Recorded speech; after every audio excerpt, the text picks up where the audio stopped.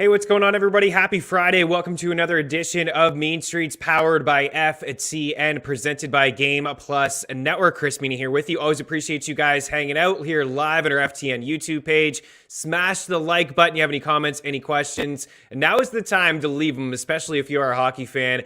We got Pete Jensen of NHL.com. He is going to join me in a little bit. We are going to talk about a couple games here on this evening's slate. A really good matchup between the Colorado Avalanche and the Edmonton Oilers. Going to dive in a little bit into the Ottawa Senators and the Columbus Blue Jackets. And since we do have Pete on the show, if you do have any fantasy hockey questions, playoff time, now is the time to get him in. Of course, he is the director and senior fantasy editor over at NHL.com and the co-host of NHL Fantasy on Ice, a great podcast. I've had the pleasure to join him a couple times, and obviously very insightful. Those at Game Plus Network, Anthem Sports Entertainment, very familiar with Pete Jensen. So really looking forward to having a conversation about tonight's action in the NHL and just get his thoughts. Now we're a week away here. The season basically ends, I think, on Thursday, but then they have the makeup game on the Sunday, so there's a couple days there, the gap between the final day and then the makeup game between Seattle and Winnipeg. I do believe there was a massive storm in Winnipeg last week and they had to postpone that game and push it back, but it's here now. Stanley Cup, I can feel it, can't you? I can really feel it just watching some of the games last night, certainly Toronto and Tampa Bay, looking like a first round preview between those two teams. So going to ask Pete's thoughts, who he thinks best chance of winning the Stanley Cup, maybe get an early prediction out of him, and also just get his thoughts on Dallas and Vegas. Dallas now 2 straight losses in Edmonton and last night in Calgary. Both teams 4 games remaining, and we'll see. I think Dallas has a slightly better schedule, but they both play each other as well. 4 games remaining, and they will play each other, so that should be a highly entertaining game. I'm going to talk some MLB on this show, MLB props and picks. I got some NBA playoff stuff for you as well. Fantastic night of NBA games yesterday. The Warriors got it done. Again, they look phenomenal. The chokehold 3-0 series lead. Man, I don't know how they're going to be stopped, especially with Devin Booker now looking like he's going to be out for 3 weeks, maybe minimum.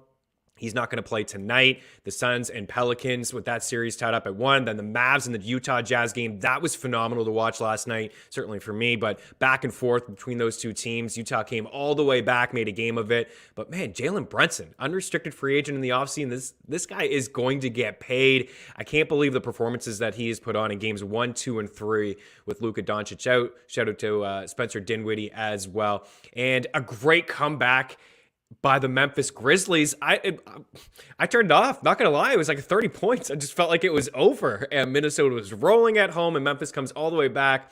That's a heartbreaker if you're a Timberwolves fan. That's a tough pill to swallow. So talk a little bit about the NBA slate. We also have Atlanta and Miami, and then Milwaukee and Chicago. So the 2 top teams missing pieces, and Chris Middleton going to be sidelined here with an MCL sprain for the Bucks, and Booker is a huge loss for the Suns. I'm kind of leaning Pelicans. In fact, I did put him in the bet tracker last night to come back as a long shot plus 220 for that series, but I like him to maybe just for that series to go 6. Right, you can take the series spread plus 1.5 for the Pelicans, and I believe that was at minus 130. So I still think it's a decent price. I think it's going to be a fantastic series the rest of the way, but Booker is a huge loss. A couple things I want to get to here off the top of the show. Of course, it is a very sad day in Montreal here today, and you know, thoughts and prayers and everything. Condolences goes out to Guy Lafleur and his family, and unfortunately passed away this morning at the age of 70. Guy Lafleur, the Flower, man, just, you know, so many records that he still holds today for the Canadians. Of course, his number 10 retired from the Raptors, 5 cups, 4 in a row, Hart Trophy twice, Art Ross 3 times, Conn Smythe in 1977. First player to score at least 50 goals and 100 points in 6 straight seasons. He was the first to do that. He's first all-time in the Canadians in points with over 1,200. First on the Canadians all-time list in assists, 728. He played 961 games. 136 points in a season is still a Montreal record, which will not be broken. 6 40-goal seasons, 6 50-goal seasons, 6 100-point seasons as well. So in loving memory there, Guy Lafleur, the Flower, Guy. I had the chance to meet him a few years ago in Montreal. I believe it was 2005. The Canadians, their home opener against the Boston Bruins, you know, it was just a special event at the Bell Center just outside, and he was there. He was taking pictures, and, you know, I had the chance to get my picture taken with him, which I know met it certainly meant a lot to me. Clearly, I don't have a lot of Guy Lafleur memories, but my old man watched him nonstop. So I watched a lot of the replays with him. And of course, I remember in Boston with 79 and that slap shot goal from, the blue line. And was it offside? And the Don Cherry, that classic look that he had on the Bruins bench. But it was really cool for me to see my dad just be in awe of, really meeting his hero, his idol from a young age and watching him grow, my dad growing up, but watching Guy in the 70s and all those cups. And, it must have been nice for him to see all the success, that his favorite team did have. But it was really a really cool moment. They had a nice conversation. I was able to jump in there on the conversation as well. And he was a really just nice guy. And I know, my partner Deanna and my mom also had a little moment with him and a picture taken as well. And he was saying to us, like, how did you get these ladies? You know what I mean? He was just a really down-to-earth guy and obviously one of the best goal scorers of all time, Guy Lafleur. We got some hockey stuff a little bit later on, so Pete Jensen is going to join me. Going to just kind of pat myself on the back here a little bit. Does feel weird at times, but I really want to push the FTN Bet Tracker. Had some people reach out recently about this. So all my picks, of course, can be found on the show and Dangle Betselli. Eric Young was texting me all night. I must have got about 15 texts from him about goal scorers that he hit last night. He had a really solid day over at Dangle Betselli as well, but last night alone, up 17 units. You see the units overall 97, sides 43, and 31 on props. We did have, the shot props on this show, the Adrian Kempe, Kevin Hayes, Ricard Raquel as 2-unit props. We didn't get Sagan. We were in on Ben. We had some parlay talk. We mentioned the Florida Panthers would roll, the Sabres money line and the over there.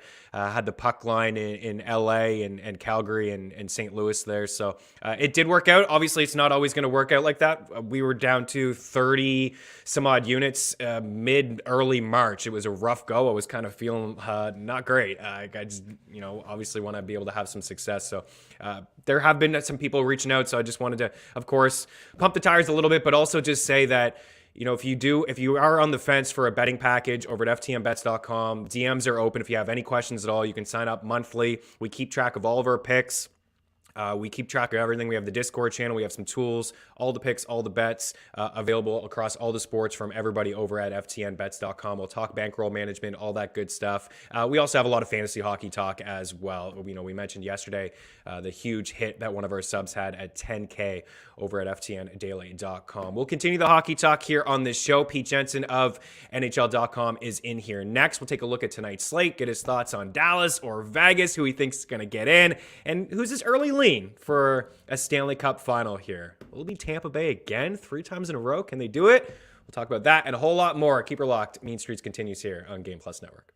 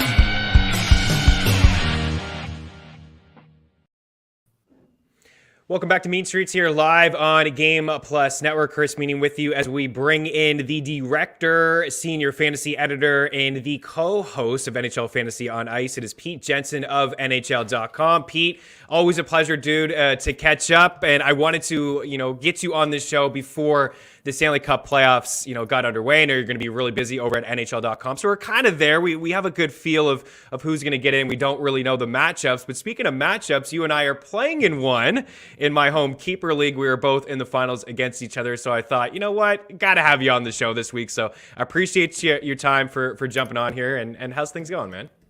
Everything's great, man. Great to catch up with you. Always appreciate when you jump on our show, NHL Fantasy on Ice. And you're, of course, one of the best in the business for all these different sports you cover. So always happy to hear when you're covering hockey. And obviously, you're always delivering with the picks. So it's going to be crazy to see how this thing wraps up, right, with our matchup. I know some of my goalies haven't been starting so far, right? I benched Sorokin earlier in the week, kind of regretted it. Then he didn't get the start against the Rangers, nor did Spencer Knight or Ville Husso. So kind of left hanging right now, but hoping for the best. It's going to be a tough battle against you. Oh, man, look, this guy, he's the nicest guy in the world. He comes in here, he's kind of pumping my tires. Pete, you do some great work, and it's going to be a fantastic matchup. There's a couple guys on your team that I wanted to talk to you about. We'll get to in a few moments, but yeah, I did catch a break yesterday, not going to lie, with your three goalies. None of them getting a start, all three. Are you kidding me? I couldn't believe that last night. But and when you have Spencer Knight, it's basically an automatic W, right? You just put him out there. The Panthers are going to score enough goals for him to get going. We'll talk about the Panthers in a little bit. Something I do on this show is like it's not all betting and it's not all good all the time, trust me. But something I like to do is take a look at just the 3 stars from last night. Here's a graphic of these 3, and 2 of them hat tricks. It's hard to leave. There's a lot of great performances last night, Pete, of course, with 11 games on the schedule. But yeah, the hat trick there from Jake Gensel, the hat trick from Andrew Kopp. Casey DeSmith may have to, he's going to be the guy here for Pittsburgh, potentially down the stretch with Jari. I think he's week to week, right, with a foot injury. 52 saves last night against the Boston Bruins. But I want to talk to you about Andrew Kopp. Man, what a pickup for the New York Rangers. Frank Vetrano is a guy that couldn't crack the lineup in Florida. Now he's playing on that top line. He's contributing almost every single night here and there with a goal or two. Chris Kreider's got a lot of offense. Igor Shesterkin's fantastic. And this Rangers team looks really good, and they got a chance to win the Metro, Pete. Yeah, and I kind of like the way that they match up against any team they play against in that Metro division, especially if Freddie Anderson is not fully healthy for the Carolina Hurricanes. If they do cross paths again, of course, we know that the Rangers style a couple of years ago in that mini series against Carolina didn't translate well, but they got a couple of bruisers now. They got they got a better coach, in my opinion, in Gallant, great impact this year. And they got a simpler goalie situation, right? At that time, they had Hank Lundqvist and Georgiev, and of course, Shesterkin was kind of like waiting in the wings. Now Shesterkin's the best goalie in the league, bar none. So, yeah, I'm excited about the addition of Andrew Kopp. I believe there was some kind of, injury situation where he left that game early yesterday. So keep an eye on that. Not sure if it was an injury or just something precautionary, but hopefully it's nothing serious, because Andrew Kopp is like a Swiss Army knife that the Rangers can play at any different position. If injuries happen, he's going to be an asset to the Rangers come playoff time. Yeah, he really is. I love the way that he plays. He's just like one of those great guys that you want to have on your team come playoff time. He plays really hard, physical. He throws his body around. He's not afraid to shoot. You can move him all over the ice. He can play a little bit of center for you. He's skilled enough to be on the power play, maybe kill some penalties too. Yeah, you're right. I mean, he didn't skate here today, so listed as day-to-day. 15 games with the Rangers, 8 goals and 18 points so far, plus 14. Yeah, he is really contributing across the board. It seemed like a really good addition. One guy that I noticed is on your fantasy team and that you were talking on NHL Fantasy on Ice was Corrali, as we do have a matchup here tonight between the Columbus Blue Jackets and the Ottawa Senators. It's basically a pick 'em here, Pete, but I want you to talk to me about Corrali, and he seems to be like a stat stuffer right now. At this time of the year, you have to be active and kind of live in the moment, which is something that you and I talked about when I joined you last time come fantasy playoff time. What have you seen from him that you've liked so far? I've seen value regardless of lineup placement. Of course, right now with Columbus, they're dealing with injuries to some key players like Patrick Laine and Zach Werenski. We'll see if those guys come back before the end of the season, but there's no rush for them to do so if there's any risk in doing so. So, yeah, Corrali's kind of a guy that's holding the lineup together right now, playing some bigger minutes, and he's been playing big minutes even before those injuries that I mentioned. And of course, he covers block shots well for a forward. He covers hits really well. And then face-off wins, which our league counts. That was kind of the tipping point where I really was going to say, I'm going to spend one of my 4 precious ads for the 2-week championship on Sean Corrali because he checks so many different boxes. So, and he's super underrated. I mean, prior to this week, I don't think we mentioned him on our show all year long. I'm not sure if you guys did either, but No. Sometimes the under the radar hidden gems are the guys that make all the difference in your fantasy championship. I think it's a bonus that you're getting goals and points from him, right? Points in the 4 of the last 5, but you mentioned the face-off wins, right? He's got 24 face-off wins in his last 3 games. He's got 15 hits over his last 3 games. He's blocking a couple shots there for you as well. Doesn't look like the Blue Jackets will have Patrick Laine in the lineup, who you saw there on the board. Maybe not Zach Werenski either. The Ottawa Senators, one of those pesky teams again. Do you feel like they've taken a step forward? Would you feel like this was a disappointing year from Ottawa? You're seeing production from Tim Stützle lately. Josh Norris has had a fantastic season. Drake Batherson, when he's healthy, he was great too. He missed a little bit of time there. I forget who the goalie was that had that cheap shot behind the net there. Was it Aaron Dell? Maybe it was Dell. It's coming to my head. Oh, right. Yeah. And he missed some time with the ankle injury. Would you view this as just another bump in the road for Ottawa's maybe disappointing season? Like, how do you see their future? I mean, their future is bright. I mean, if you look at our top 100 keeper dynasty rankings, I believe they're tied for the most 25 and under players as of the start of next season, around the start of next season. They got 8 guys on that list, which includes a couple of defensemen. They got, of course, Thomas Chabot, and Brandstrom, and of course Jake Sanderson, who's going to be one of the best NHL players to have not yet played a game among the guys that have signed their deals, and a high pick from a couple years ago. So, they're crowded on the blue line. Goalie's a question mark moving forward, but Anton Forsberg has had a really strong save percentage with a good volume, nice consistency, even playing for a non-contending team this year. So, and they re-signed him too. So, the Matt Murray thing has been a big disappointment with injuries. Murray was decent when he was healthy this year, but, just can't stay in the lineup. And then offensively speaking, they got 2 strong lines. So as much as we look at Ottawa and saying, it didn't happen just yet, it didn't materialize for a random playoff push, or, they're not ahead of schedule, I'm still very excited about them as we reach the tail end of the season, because now the group is getting close to healthy, and they've been a dangerous team. They've been a spoiler in certain games. And I think fantasy-wise, they're just super underrated and underappreciated. They will be in drafts next year. So go back to the well with a couple of those guys. It's great advice. I agree 100%. I love Batherson.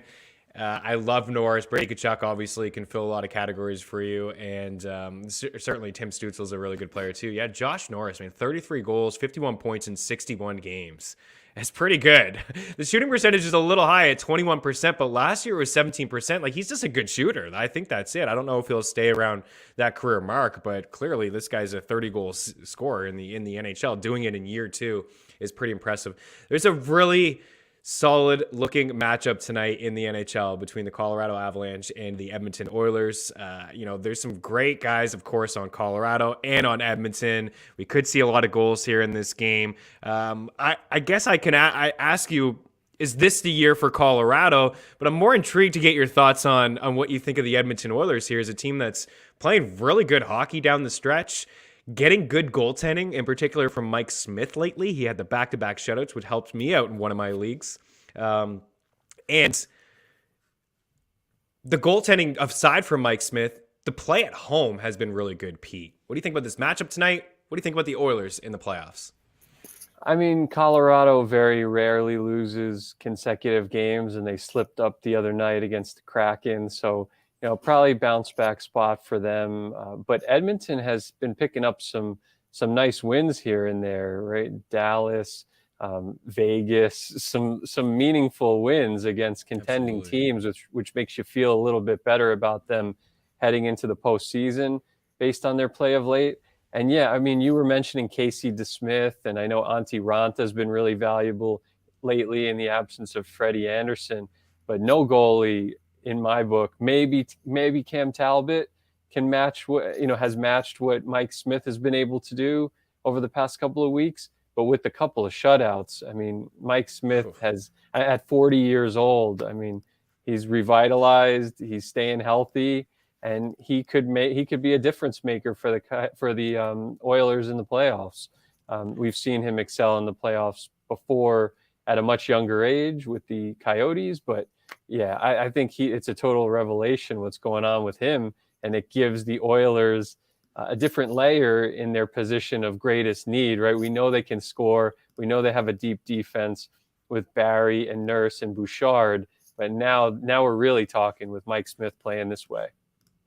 Yeah, Mike Smith, man, I'm looking again over the last 2 weeks. I mean, he's got the 2 shutouts. He's got the 981 save percentage. He's turned aside 103 of 105 shots he's faced. Even before that, though, he got lit up against the Blues. He gave up 5. Then against the Ducks, he stopped 31 of 32.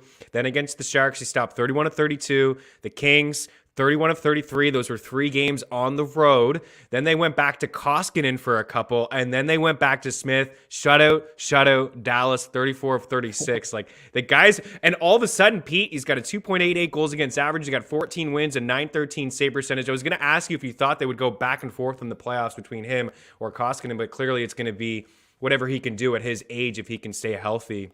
Do you have any other sneaky fantasy hockey pickups? I mean, you can tell your secrets. I'm not going to pick them up and steal them and play against you. Do you have anyone else that comes to your mind? Well, I'm definitely having fun watching Matty Beniers, and I know that the Seattle Kraken play that final game of the season, the rescheduled game. So, if he's going to be suiting up in that, and he's been picking up points left and right, still sparsely rostered. I believe in our league, he's still out there. I'm choosing between him and another more proven player for this week to pick up. I've been eyeing them both, but we could see who gets to the waiver wire fastest after the show. But yeah, Matty Beniers, I think, is making a profound impact for Seattle, considering he's kind of a one-man show right now. And I think even though it's been a disappointing team overall in their expansion season, inaugural season, I'm excited about what this team can do with a well-rounded group and money to spend in free agency in the future, right? So Beniers plus maybe a free agent splash and good possession metrics, top half of the league last I checked this season at large. All of a sudden you could be talking very soon, maybe some bounce backs from a couple of players. But I like Beniers and I like Vince Dunn on that same first power play as fantasy pickups for the rest of the season. From another non-contender, you see my team, right, Chris? I got non-contending team players left and right. I got Raymond and Sider and Zegras, and I had Schmaltz for a while. So it's working, especially if plus minus doesn't count. Well, you got McDavid and I have Draisaitl, so it doesn't really officially cancel each other out because it kind of, but I mean, I think you got the slight edge there. I saw Buchnevich for you last night. Brock Nelson, like what a season for Brock Nelson, dude. 4 away from 40 goals in the season. You got Hedman there. Yeah, your team is strong. Sider was maybe a late round pickup for you, or a great waiver wire ad in this league that counts hits and blocks and shots. He's a phenomenal. He's going to be, in my opinion, I think even moving forward, like thinking long term, like he's going to be a guy that I'll probably rank as a top 10, top 12 guy in those formats with just the ice time that he does get. I'm loaded with Panthers, and I'm sure you noticed that. Nobody's here to hear about our fantasy hockey teams, but I do have, I think, 5 forwards in Huberdeau and Duclair and Bennett, and I'm rolling for Haggy, a couple Florida Panthers. I like the Seattle call. the Kraken. I was looking at Matty as well. Points in all 4 games. They got a goal there. He's got 9 shots, I think, as well. He does look like a player. It's interesting to see the difference between Seattle and Vegas, just with how amazing their team was to start, and then the Kraken and how Ron Francis went about things, taking some guys that he could flip for some picks and some cap flexibility. But you're right, and they can sign some guys. They're going to get a top pick this year. They could get first overall in Shane Wright. I think that they'll turn it around pretty quickly, honestly, in Seattle, even though the roster doesn't look fantastic right now. Pete, hold on. We'll break. I want to bring up the Stanley Cup odds with you. I want to get your early thoughts, your early leans, the bloodbath in the East, who you think is going to come out. If you think that, is it going to be Vegas, Dallas? We'll take a look at the remaining schedule as well. Lots more to come here on Meat Streets. Don't go anywhere.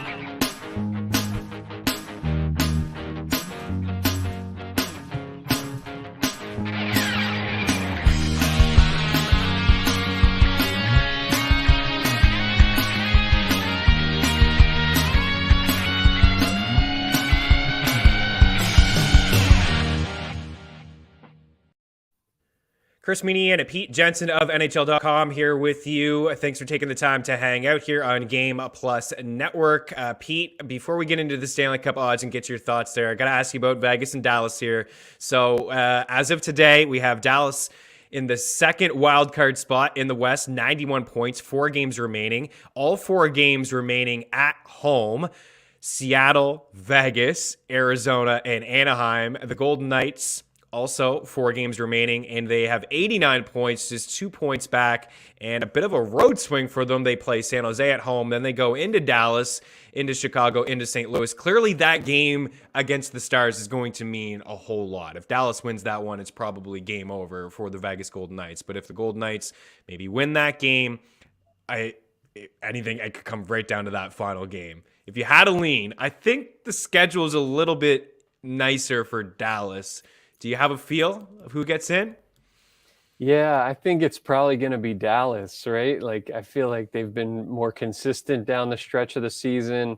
The Golden Knights have just been plagued by injuries this year, and the team may seem a little dysfunctional right now and stuff like that, but you know, Leonard's been injured, Stone's been injured, Pacioretty's been injured, Eichel has been back for the past couple of weeks, obviously, and playing at a decent level, but he was coming off a major injury too. This is obviously a colossal disappointment, but the one thing you could say, you could pin it on the injuries. So I think that even, you know, a couple of point gap right now is huge. So, and we've seen like even a team like the LA Kings, right? Like they were in grave danger about a week ago, and now they've won 3 in a row, taking advantage of a schedule with all non-contending teams down the stretch. And now the Kings appear to be fairly safe. A couple days ago, if we talked, the Canucks were in the mix. Now the Canucks have dropped 2 in a row, and they're pretty much toast. Still a bright future for Vancouver, but if I was choosing between Dallas and Vegas, Dallas is the safer team.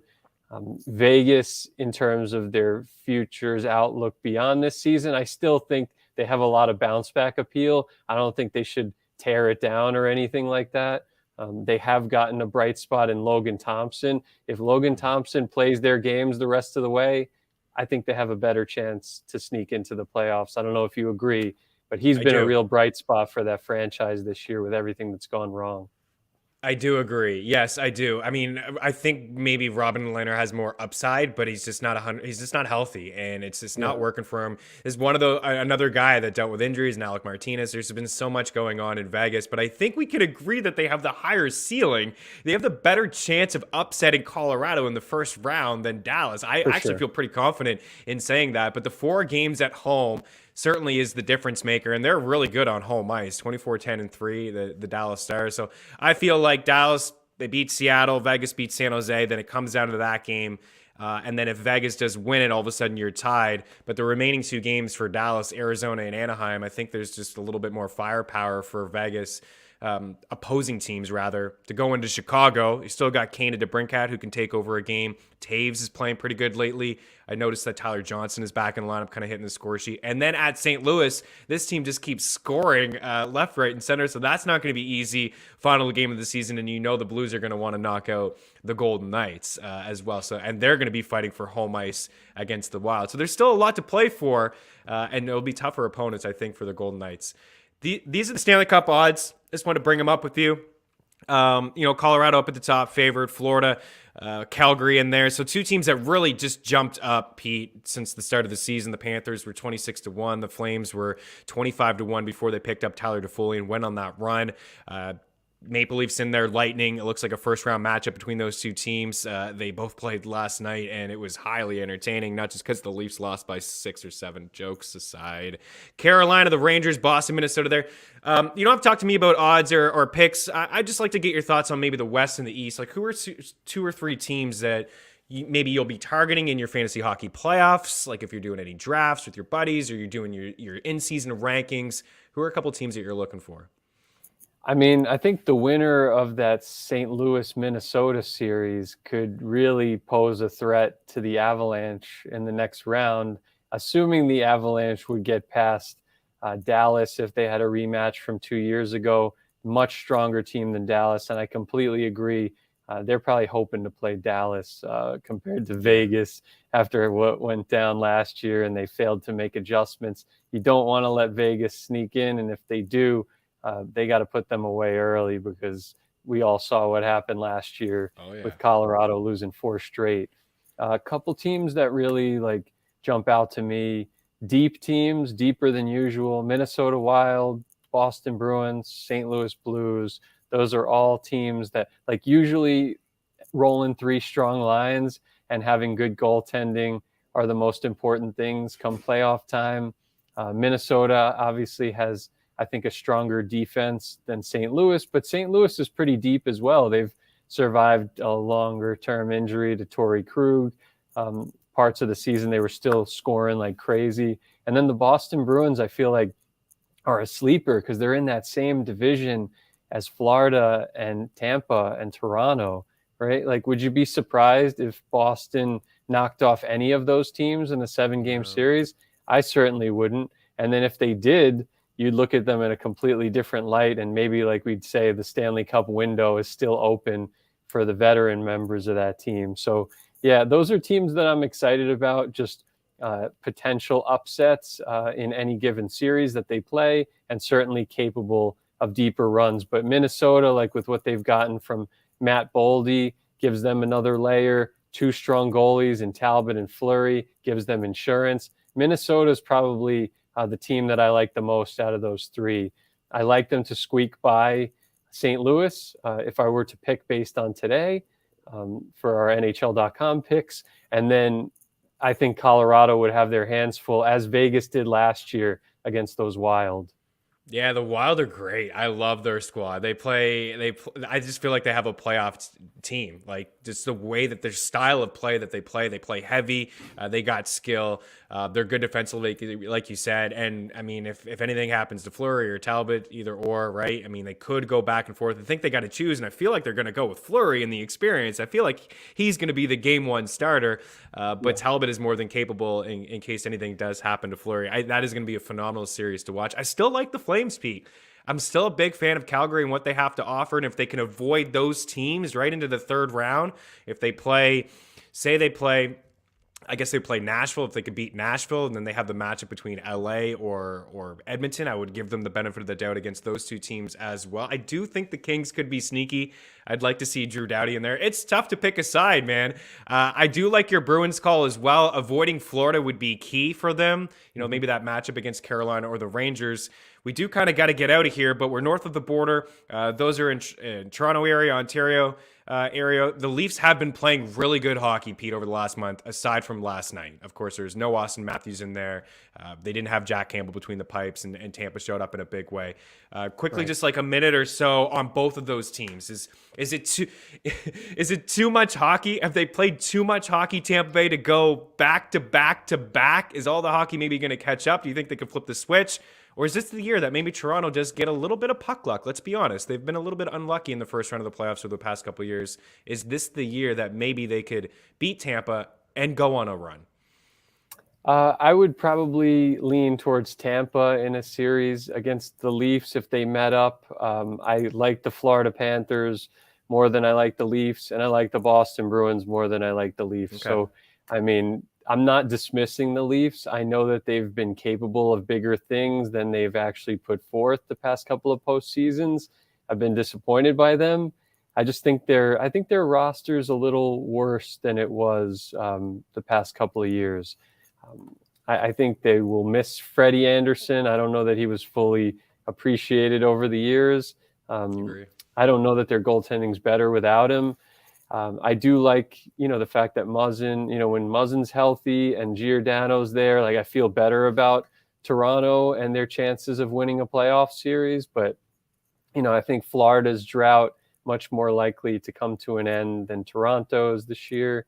And for Tampa, I don't see them three-peating, but I don't see them going down quietly because their big five is healthy.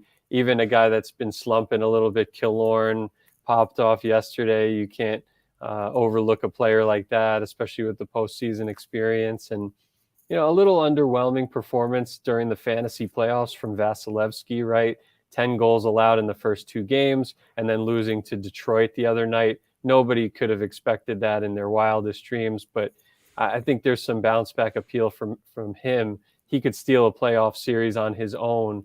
And I'm really curious to see who Tampa's going to match up with. If they go to the other side of the bracket, things could get really interesting, and they could be like the lower seeded team, but definitely win that series. So yeah, I'm not dismissing Tampa's chances of winning in the first round. I just don't think that they have the depth to three-peat and go another rigorous run, Yeah, I do. I feel that way too. I feel like they could flip a switch. They get enough experience. Vasilevsky, to your point, could steal them a round or two. But I mean, I don't want to count them out, but it's been a lot of hockey over the past couple of years. I do like the Nick Paul edition. I like him playing on that top line too. Maybe getting some stuff together for another playoff run. All right, dude, appreciate your time, man. You're fantastic. Check out Pete Jensen, NHL Jensen, on the Twitter machine. Again, the director, senior fantasy editor over at NHL.com, and the co-host of NHL Fantasy on Ice. He will have rankings for you come playoff time, real NHL playoffs.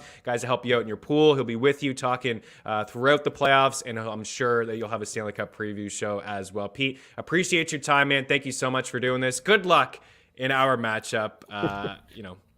If you win, it's all right. At least I lost to a super nice guy. More hockey talk here on the break. We'll say goodbye to Pete. We also have some MLB stuff to talk about as well. Keep her locked.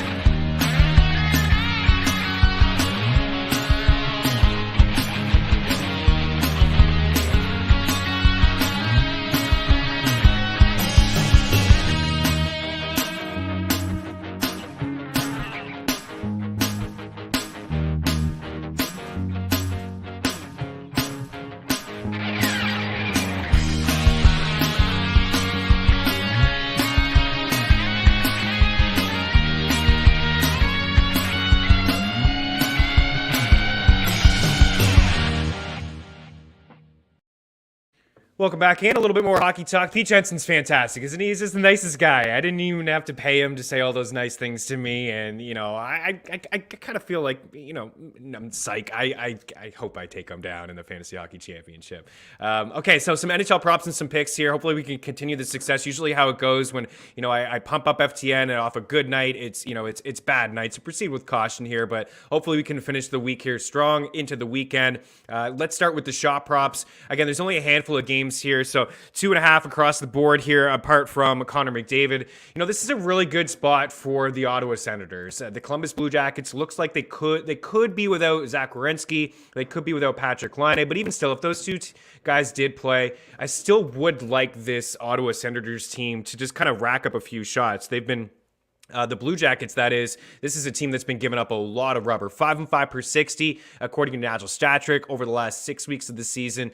The Blue Jackets inside the top 10 in shots allowed, and shot attempts allowed, rather, and then inside the top 10, 7th overall in shots allowed at 5-5 per 60. That is key for me. 5-5 numbers per 60. Of course, like most of the goals and the shots do come on the power play. But Josh Norris, he hasn't really been hitting consistently. If you look at the back of his hockey card, you'll see over the last couple games, 2-1, 1-2-2, 4-2. Before that, he was on a heck of a run where he had cleared 2.5 in 6 straight and 7 of 9. So he has had a really good season. We talked about him a little bit there with Pete. I do like the over 2.5, and I like Batherson, who's a plus money play at 2.5 as well. He has cleared in 3 of his past 4 and 5 of his last 7 games. I like both. I couldn't find Tim Slutzla. I think he's also in play as well. He's been plus money lately. I think you can have some fun with some of these Senator guys. I don't really feel all that great about any of the Blue Jackets. Maybe Jack Roslovic for a point. Bjorkstrand hasn't really been shooting. I like Roslovic potentially to hit the score sheet. Connor McDavid, really looking forward to this matchup against the Colorado Avalanche. This is going to be a really good one. I expect some offense. We'll get to the next slide in a minute here. But Connor McDavid, he's cleared 3.5 in 9 of his last 11 games. I like him a little bit more than Leon Draisaitl. I also think that Zach Hyman is in play. He's been a guy that we've talked a lot about on this show. And then Valeri Nichushkin, he's just having a really good season for the Colorado Avalanche. Up on that top line with Nate McKinnon. They got Kadri back in the lineup. I'm not sure if Mikko Rantanen is going to play tonight. If Rantanen doesn't play, they probably go Burakovsky with Nichushkin and McKinnon on that top line, but also that second line. If you can find Arturi Lehkonen, I notice he's plus 360 for an anytime goal. He's getting an opportunity in Colorado on the power play, a top power play, which is something that he just didn't really get an opportunity to do in Montreal. He's got a couple goals with the Avs, and he's shooting a lot. If you can find him anywhere, maybe Bodog, Bovada, those north of the border, he could be at 1.5. I would take him at 2.5, but I do like Nichushkin overall as a guy who's cleared in 9 of his past 11 games. So flipping over to some of the picks here. On the ice, I'm expecting some goals in Colorado and Edmonton, even though Pete and I did talk a lot about Mike Smith and how strong he's been, but the Avs are, a different beast here. And the Oilers have been playing to a lot of overs at home. They can score 3 or 4 themselves, even if we do see Darcy Kemper between the pipes. I'm going to roll with the Wild. I like this Minnesota team. I agree with a lot of points that Pete Jensen talked about there when it comes to Minnesota. Really good hockey team, strong in goal, strong on the blue line, strong at home, playing the Kraken here tonight. And as just a puck money play for Arizona, you can get that one at minus 110. And then to include Washington on the road against Arizona, that'll get you around, let me do a quick time here for you, plus 215, plus 213. Use a free prop shop and parlay calculator to get the best possible odds. And even though I was, talking about some Senators getting some shots on goal, I do like the under here. Potentially with those Columbus Blue Jackets players missing their key guys in line, maybe Werenski, Elvis Merzlikins has been really strong between the pipes. Anton Forsberg's been really strong between the pipes for Ottawa as well. So I have a lean to the under 6.5. I think, parlaying maybe the total between Colorado and Edmonton and the total in this Ottawa and Columbus game, I think that makes for a decent 2-leg parlay in there. All right, so the NHL talk is done for now. We got some MLB stuff here next on Mean Streets. Don't go anywhere.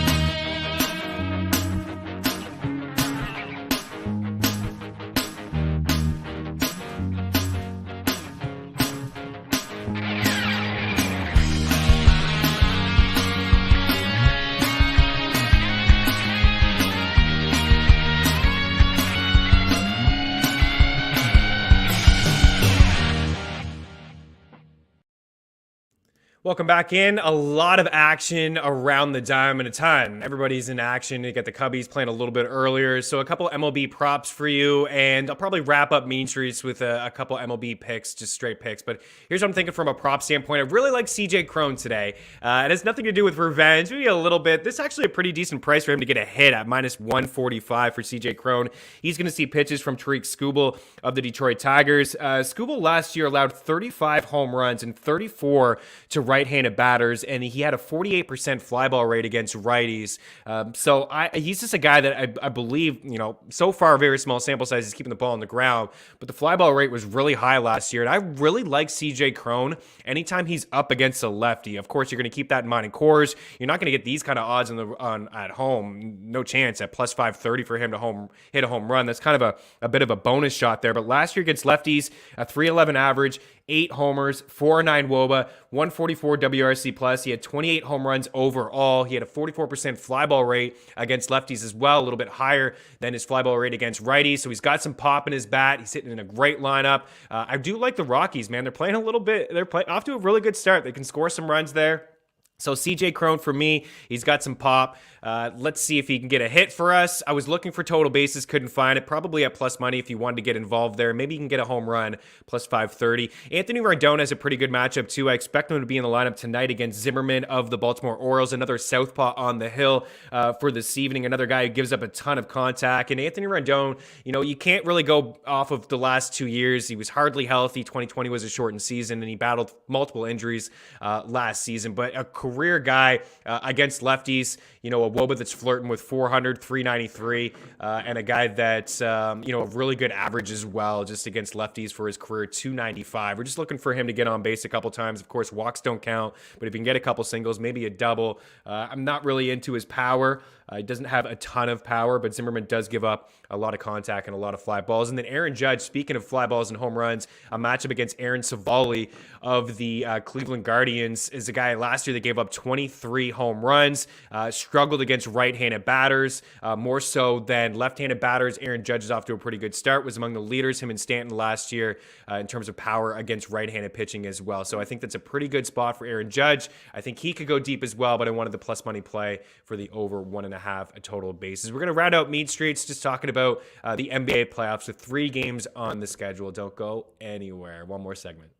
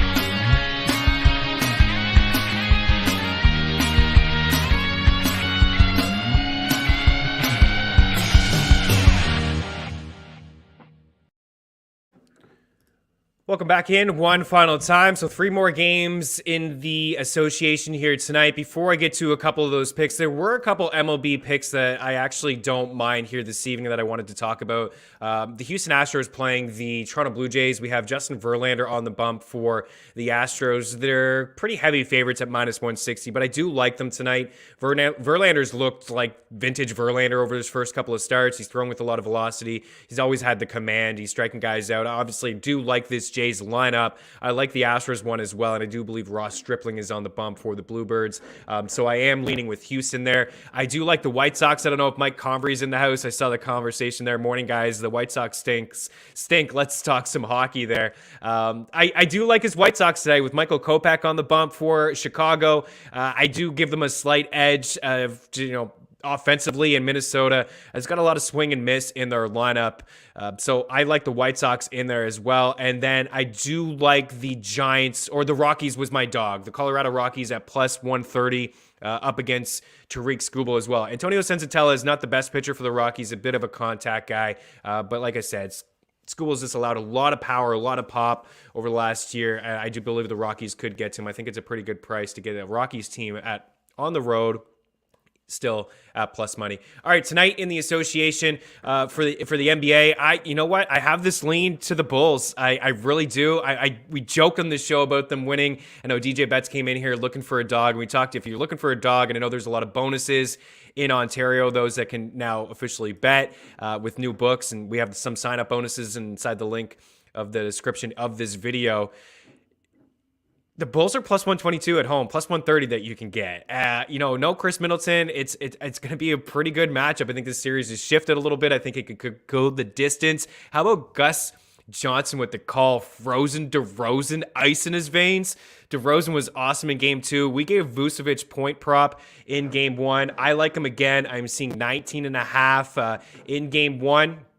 He was strong in 39 minutes. He had 24 points. In game 2, he had 36 minutes, and he had 24 points. So his point prop is at 19.5. I think that he is still going to be a factor for the Bulls. I have this lean to the Bulls at home, or if you want to just take them on the spread, by all means, you can do that at +2.5. I think Miami continues to roll as well. I know the series has shifted to Atlanta. I just love Miami's defense. I think they're pretty elite. And then on the way out, I do have another upset here, and it's the Pelicans at home, +115. I think that this series has absolutely changed with no Devin Booker. I like CJ McCollum over 24.5 points and over 2.5 threes. For CJ McCollum in the 2 games so far, 25 points and 23 points. So only cleared the number once, but he has been a beast from beyond the arc. 3 for 8 in game 1. And 6 for 10 in game 2. So I think he's going to continue to be a factor. Also on the way out, I know we only got 15 seconds. If you have an account over at Bet365, they've been doing some free same-game parlays. I've had some success with it. You can take the low points. There's a low point total for players, a medium, and a high. You don't have to get too greedy. You can go to the low. You get CJ McCollum instead of 24.5. You can get him at 20.5. You can get Chris Paul like in the high teens. So that's a way maybe to have a successful night betting in the NBA. I'd go that route. Check it out. Same game parlays over at Bet365. At Chris Meaney. Any questions? Have a great Friday night, a fantastic weekend. We'll be back on Monday. Cheers.